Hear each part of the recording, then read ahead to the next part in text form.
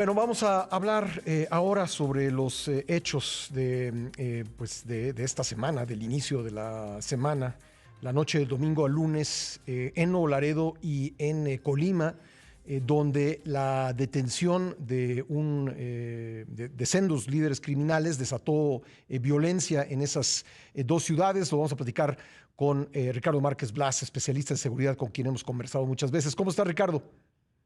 Hola, Pascal. Muy buenos días. Bien, gracias por la invitación. Bueno, pues no sé si haya un poco un punto en común aquí, y quiero referirme a la detención de personajes que encabezan organizaciones delictivas, el caso de alias El Chaparrito en Colima, el caso de alias El Huevo en Nuevo Laredo, y podríamos sumar también pues el caso del 300 en Chihuahua y otros, y preguntarte si este gobierno en su estrategia de seguridad está un poco apostando a lo que apostaron gobiernos anteriores, que es en descabezar cárteles. No, yo no creo que estén apostando a eso. En mi opinión, y por lo que parece, es más bien una serie de acciones cada vez que hay alguna reunión como la que sucedió ayer con autoridades norteamericanas.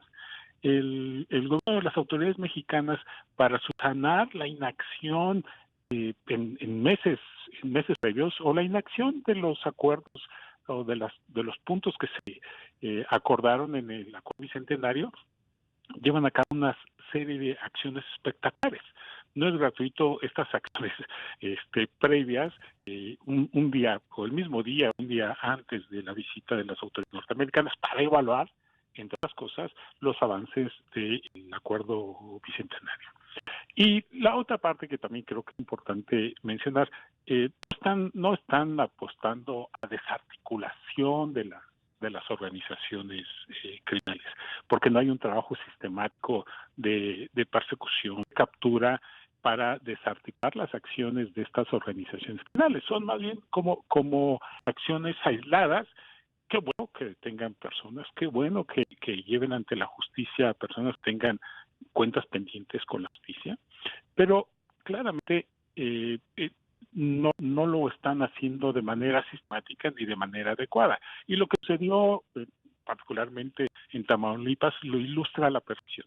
Sí detuvieron a esta persona, se la llevaron, la extrajeron, digamos, rápidamente, como se debe hacer en estas situaciones, pero dejaron a la ciudad a su suerte. Sí, se lo preguntaba al vocero de seguridad de Tamaulipas un poco más temprano, fue muy cuidadoso en su respuesta, pero le preguntaba yo, a ver, en el caso de Nuevo Laredo, hicieron una operación de incursión para detener a este personaje, lo extrajeron y dijeron, ahí ustedes se arreglan en Nuevo Laredo con lo que sigue. ¿Es un poco eso? Claramente así fue, porque no hubo despliegue para contener la respuesta que ya sabemos que va a haber, Sí, porque así se portan desde hace mucho tiempo así, sí. en Michoacán hace 10, 12 años, en Sinaloa.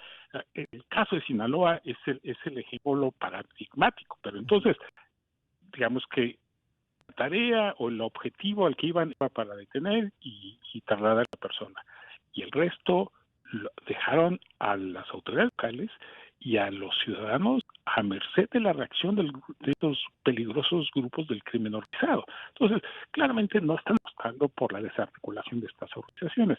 Creo que están apostando más a una posición de cada vez que hay estas reuniones para evaluar cómo va, entre otras cosas, la migración y el combate a las organizaciones del crimen organizado, un tanto para decir, bueno, pues no estamos completamente cruzados de brazos, estamos haciendo algo, pero esta no es, digamos, una política sistemática.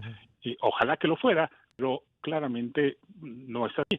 Y no es así porque, además de estos casos que mencionas, como Colima, Tamaulipas, pues tenemos otros como Michoacán, donde literalmente están observando cómo pelean, cómo se da entre grupos de la criminalidad organizada, pero con todo. Y ahí eventualmente pues entran, después salen, y las cosas siguen tan mal como hace muchos años, ¿no? Pues sí, me llama la atención también que quizá menos difundida, pero el 27 de febrero fue detenido otro personaje, otra cabeza delictiva allá en Tamaulipas del grupo de los Ciclones, alias El Contador. Sí, estos son personajes de cierta jerarquía, de cierta importancia dentro de las organizaciones criminales, digamos, no poca, y no es, digamos, de poca importancia su detención. Sí. El problema es que si se sigue haciendo así, es como una premisa, como una profecía que se cumple a sí misma, ¿no? Esta administración se ha insistido en que la detención de estos líderes no lo van a hacer porque genera más violencia. Bueno, claro, si lo siguen haciendo así, como lo han hecho en Tamaulipas, como lo hicieron en Tamaulipas, nada más extraer a este personaje y dejar libre la reacción de estos grupos de crimen organizado, claramente van a, bueno, pues miren, no lo hemos hecho, ya no lo vamos a seguir haciendo porque vean, pues trajimos a esta persona, la detuvimos y vean la mesa que se desató. Pues claro, si no tiene un despliegue para contener la reacción, eso va a suceder. Oye, por otro lado, digamos, es de la importancia que le dio el canciller Marcelo Ebrard, que habló de la detención de la década en el caso de alias El Huevo. No, claramente no.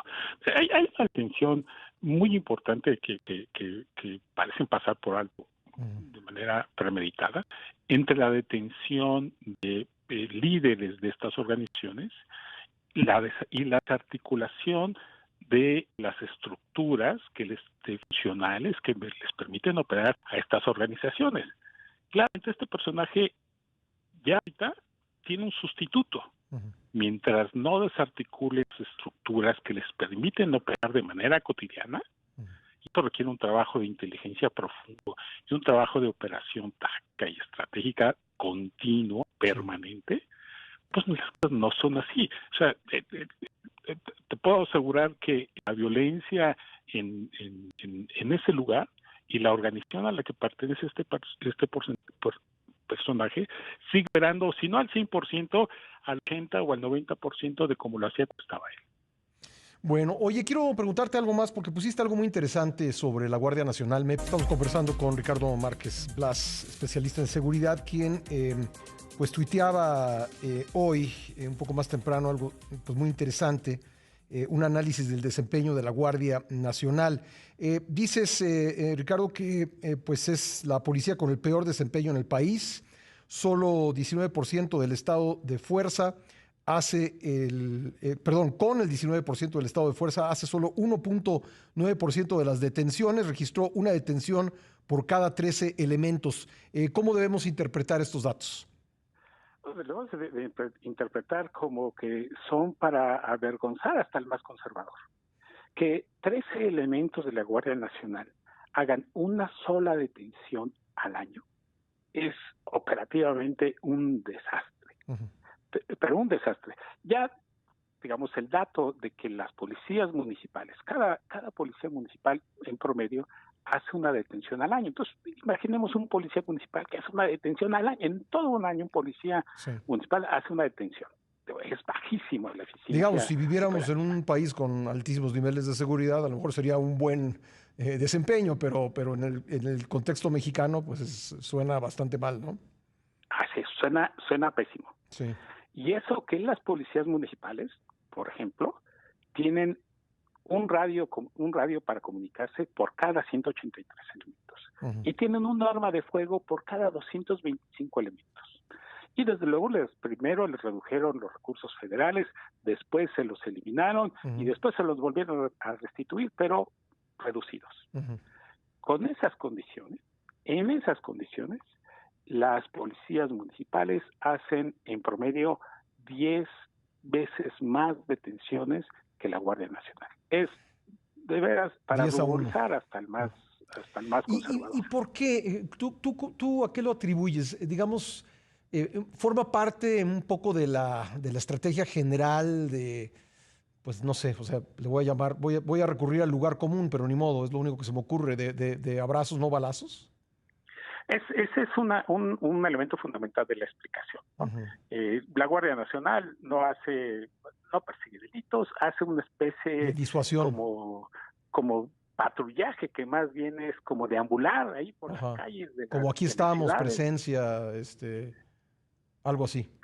Así es, algo así, pero además tampoco están preparados para llevar a cabo las funciones policiales. Ujú. En ese año, en el 2020, solamente el 8% de los elementos de la Guardia Nacional tenían CUP vigente, que es el certificado único policial, que muestra o que certifica que tienen los conocimientos, las habilidades para desempeñar adecuadamente el trabajo policial. Entonces, sí es un elemento muy importante este de los abrazos no balazos, y otro es que tampoco están capacitados adecuadamente para llevar a cabo el trabajo policial. El trabajo policial no es así como pónganme el uniforme y Ujú. ya me salgo a caminar Ujú. y ya está, ¿no? Y ahora probablemente alegue la Guardia Nacional que aún no ha terminado pues de desplegarse en todo el territorio, que aún pues hay algunas partes del país que no tienen una base de la Guardia Nacional. ¿Qué responderías a eso si ese fuera el argumento? No, esta parte del despliegue de la Guardia Nacional y los cuarteles ha sido desde hace mucho tiempo una gran impostura. Ujú. Desde más o menos año y medio, casi 2 años, la Guardia Nacional tiene un estado de fuerza de entre 100 y 110,000 elementos. Ujú. Pero el número de cuarteles se ha incrementado de manera importante, Ujú. casi se ha duplicado en este mismo periodo. Ujú. ¿Qué significa? Pues sí, hay más cuarteles donde están ahí, que no están adecuadamente, digamos, equipados, pero cada vez hay menos elementos en esos cuarteles, porque son los mismos, es la Ujú. misma cantidad, ¿no? Y luego, la ubicación. Muchos de estos cuarteles están anexos a las instalaciones o dentro de las instalaciones de la Secretaría de la Defensa, que fueron construidos mucho tiempo atrás, muchos años atrás. Es decir, la ubicación, el parado de la Guardia Nacional no corresponde a la dinámica delictiva del país, que es muy intensa, muy cambiante. Ujú. Entonces están ahí puestos, pues porque ahí les dieron un terreno anexo o Sí. dentro de las instalaciones de la Sedena, y ahí están. Y entonces el despliegue Ujú. no corresponde a la dinámica de la violencia y de la Y criminalidad que existe eso en el me lleva a país. preguntarte, entonces, la inversión que se ha hecho en la Guardia Nacional, que, pues, yo creo que sí es cuantiosa, ¿no? Equipamiento, en fin, todo lo que se ha hecho, pues es una inversión que no está redituando, Ricardo, por lo menos en detenciones. No, claramente no está redituando ni en detenciones, ni en la incidencia delictiva que hay en el país, Ujú. ni en la gobernabilidad que hay en el país. Tenemos como nunca zonas del país bajo el control de poderosas organizaciones criminales. Ujú. Y además tenemos el cada vez mayor participación de las organizaciones criminales Ujú. en la representación política, en los asuntos políticos y en las administraciones públicas locales, tanto en las estatales como en las municipales, pero sobre todo en las municipales, ¿no? Ujú. No es gatito el asesinato del alcalde de Aguililla y de uno de sus asesores, Sí. registrado hace unos días en el contexto de la disputa entre organizaciones Ujú. criminales que se da en esa zona de Terracaliente, Michoacán. Pues creo que es muy, muy inquietante el dato que proporcionas y, pues yo creo que no hay que dejarlo ahí. Me parece que habría que pedir respuestas a por qué está pasando esto y pues te agradezco mucho, como siempre, Ricardo, tu buena disposición Al de conversar contrario, con al nosotros. contrario, al contrario, Pascal, muchas gracias por la invitación. Saludos. Gracias. Ricardo Márquez Blas, especialista en seguridad.